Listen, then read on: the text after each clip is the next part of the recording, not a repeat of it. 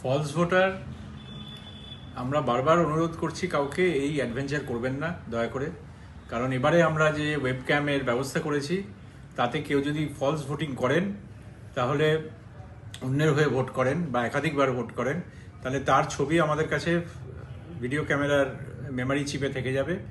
আমরা তারপরে ভোট শেষ হয়ে যাওয়ার পরে তাকে আইডেন্টিফাই করে তার বিরুদ্ধে যা আইন আছে সেই আইনের কেস করব এবং এর শাস্তি হলো 1 বছর অবধি জেল। বলছি অনেককেই তো অ্যারেস্ট করা হলো। যারা অ্যারেস্ট হননি এখনো তারা তৈরি থাকুন অ্যারেস্ট হওয়ার জন্য, এটাই বার্তা দেবো আর কি।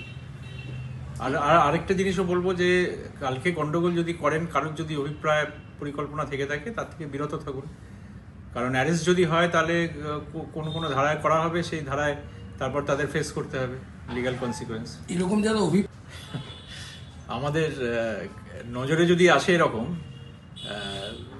ঘটনা, তাহলে হয় আমাদের যে ফিল্ড ইউনিট যারা আছেন, যারা কাজ করছেন, সিএপিএ, পুলিশ ইত্যাদি, তারা যে অ্যাকশন নিচ্ছেন, তাছাড়াও ইলেকশন কমিশনের এই অফিস থেকে কিছু কিছু ক্ষেত্রে আমরা তাদের যোগাযোগ করছি, তাদের অনুরোধ করছি বিরত থাকতে।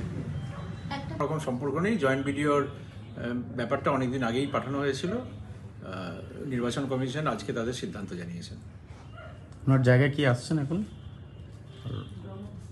ব্রহ্মঘাটে